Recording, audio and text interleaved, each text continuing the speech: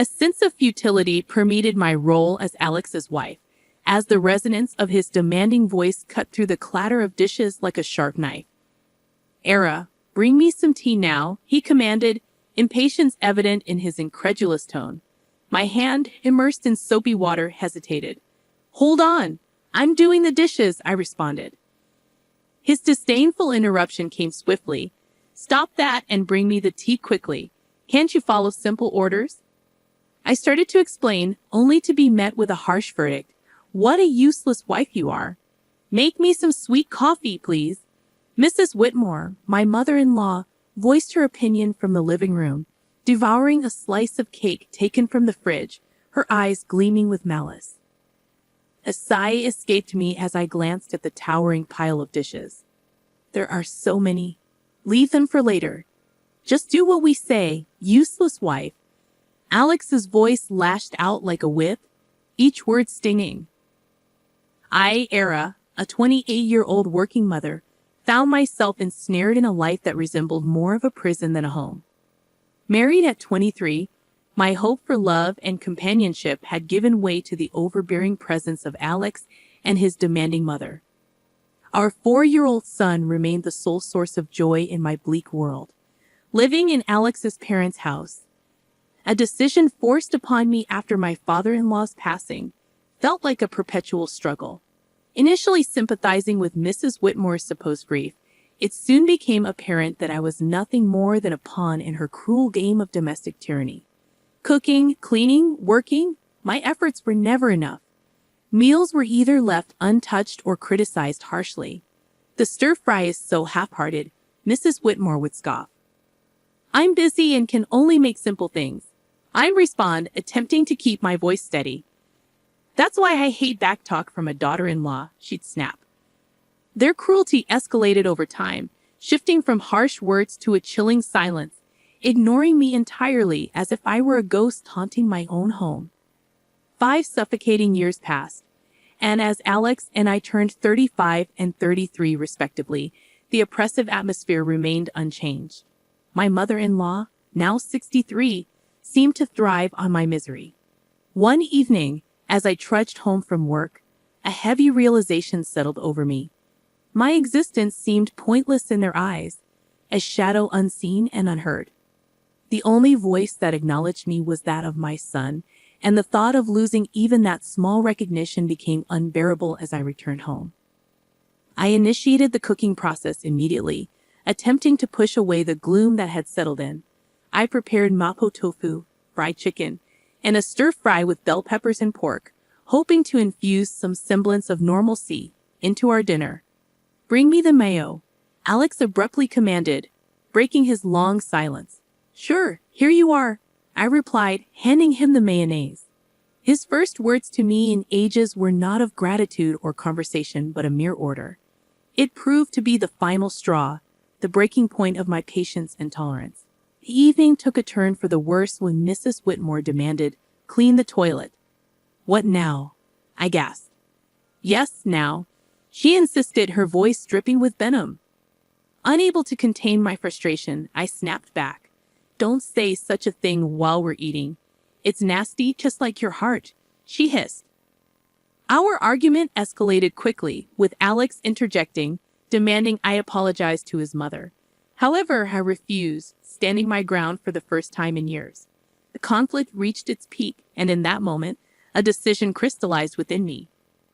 I needed to escape this toxic environment, not just for my sake, but for my son's as well. Retreating to my room, my resolve hardened. I downloaded divorce papers, filled them out, and slammed them in front of Alex. His shock was palpable, but I felt nothing but a cold determination. "I'm filing these," I declared, my voice steady.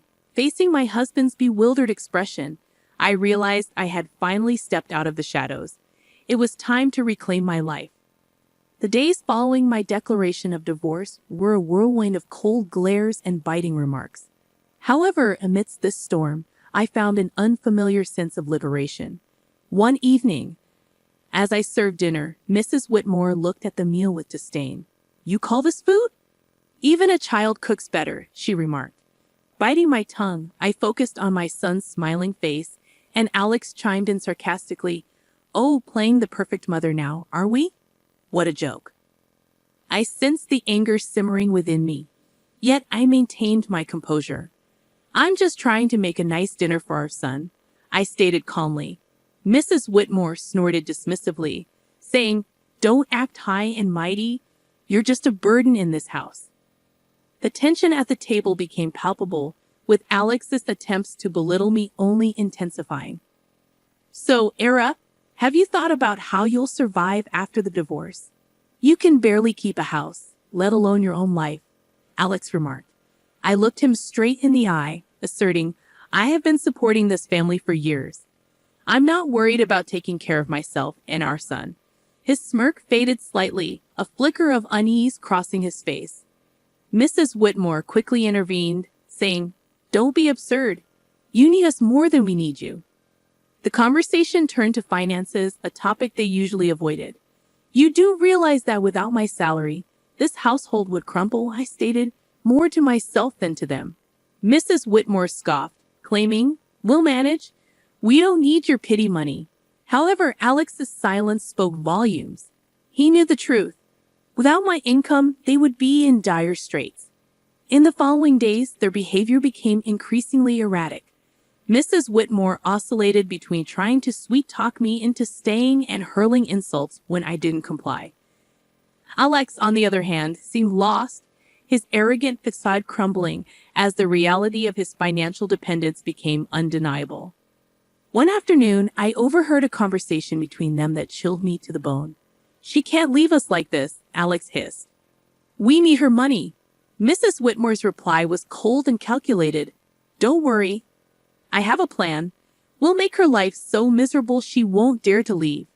Hearing their true intentions laid bare was a revelation. They didn't care about me or our son. It was all about control and money. That night, as I lay in bed, a plan began to form in my mind. If they wanted a battle, I would give them one, but it wouldn't be fought with words or petty arguments. I would get them where it hurt the most: their pride and their pockets. The next morning, I started putting my plan into action. I contacted a lawyer, a sharp and renowned woman. "I want a divorce, and I want to make sure they don't get a penny more than they deserve," I told her. She nodded, her eyes glinting with determination. "We'll make sure of that. You've been the sole breadwinner, right? We'll use that." As the days passed, my resolve only grew stronger. I embarked on the task of documenting everything: the insults, the financial manipulation, even the smallest grievances. It was time to turn the tables, time for them to face the consequences of their actions. As I built my case, a sense of empowerment filled me. For the first time in years, I felt like I was in control of my own destiny. The shadows of discontent were slowly lifting, and in their place, a new dawn was emerging. As the divorce proceedings began, the atmosphere in the house grew increasingly toxic. Yet with each passing day, my sense of fear diminished, replaced by a steely resolve. One evening, Mrs. Whitmore tried a different tactic. "Alara, dear, why don't we forget all this nasty business?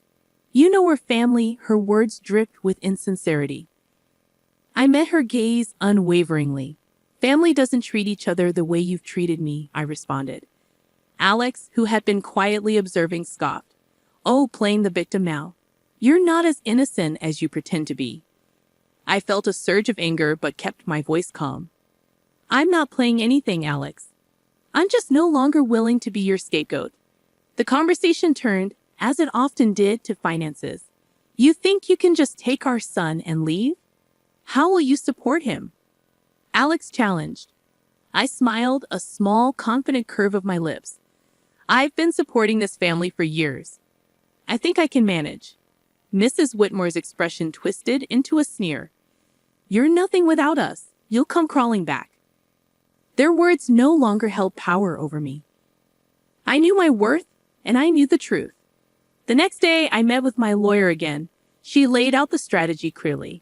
"We'll expose their financial dependency on you. It will play a crucial role in the custody battle and the division of assets." I nodded, feeling a sense of vindication. The law was on my side, and I was ready to fight back. At home, the tension reached a boiling point. Mrs. Whitmore's attempts to undermine me became more desperate. You think you're so smart, she spat one evening, but you're just a cold-hearted woman abandoning your family. I looked her straight in the eyes. No, I'm a woman who's finally standing up for herself. I'm done, I declared. Alex jumped in, his voice laced with venom. You'll regret this. You can't survive without me. However, his threats fell on deaf ears. I was done being intimidated. As the days went by, my preparations for the court battle intensified. I gathered financial statements, recorded their abusive remarks, and collected evidence of their negligence. One afternoon, as I was organizing my documents, my son came to me. Mom, are we going to be okay? His voice was small, uncertain. I pulled him into a hug, feeling a surge of protectiveness. Yes, sweetheart, we're going to be just fine. We're leaving this place, and we're going to start a new, happy life. Just you and me. His arms tightened around me, and in that moment, I knew I was making the right decision. I was fighting not just for myself, but for my son's future. The day of the court hearing loomed closer, and with it, a sense of impending freedom. I was ready to face Alex and Mrs. Whitmore, ready to end their reign of control and emotional abuse. I was determined to reclaim my life and give my son the peace and happiness he deserved. It was time for justice, and I was determined to see it served. The day of the court hearing arrived, a day I had been anticipating with a mix of dread and determination. As I sat across from Alex and Mrs. Whitmore in the courtroom, I felt a sense of surrealism. This was the moment where everything would change. The proceedings began with a cold formality. Alex's lawyer portrayed him as a devoted husband and father struggling under the weight of false accusations. Mrs. Whitmore played the part of the grieving mother-in-law wronged by an ungrateful daughter-in-law. However, their performance was transparent, their lies brittle. When my turn came, I spoke clearly, my voice steady. I have been the sole provider for this family for years. My husband's employment and his mother's manipulation have been constant sources of strain. Alex interjected, his voice laced with false hurt. Alara, how can you say these things? I've always supported you. I turned to him, my gaze unwavering. Support is more than just words, Alex. It's about actions, and your actions have shown nothing but selfishness and cruelty. The judge listened intently as I presented my evidence. Financial statements, recordings of their verbal abuse, and testimonies from neighbors who had witnessed their behavior. The truth was undeniable, and as the evidence mounted, Alex's facade began to crumble. Mrs. Whitmore's composure cracked, her mask of innocence slipping away. The courtroom was silent, the air thick with tension. Then came the revelation that sealed their fate.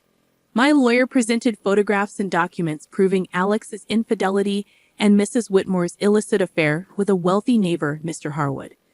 The courtroom erupted in murmurs as the images were displayed, showing them in compromising positions.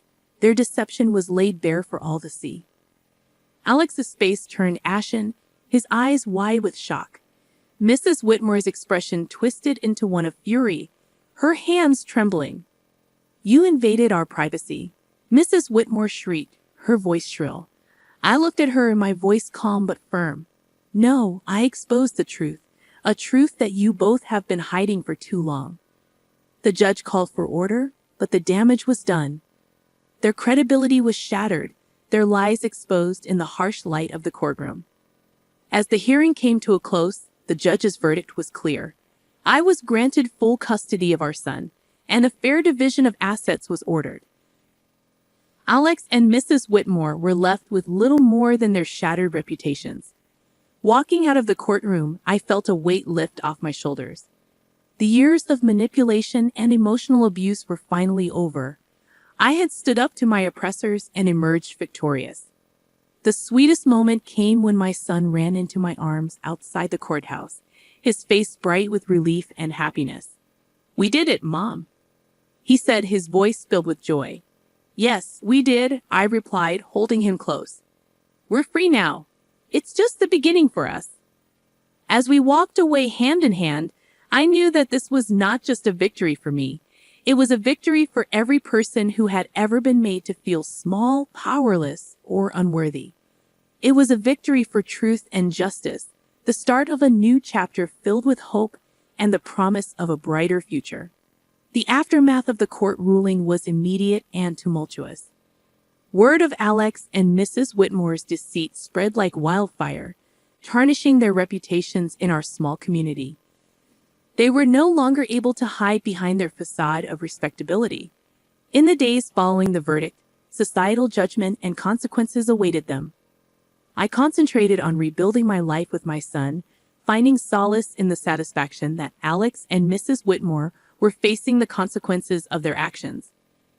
One evening, as I prepared dinner, I received an unexpected visitor, Mrs. Harwood, the wife of Mr. Harwood, with tearful eyes. "Alara, I heard about everything. I can't believe what Sylvia, Mrs. Whitmore, did." Her voice broke, and the pain etched on her face was evident. Inviting her in, I offered a cup of tea, and as we sat at the kitchen table, she poured out her heart.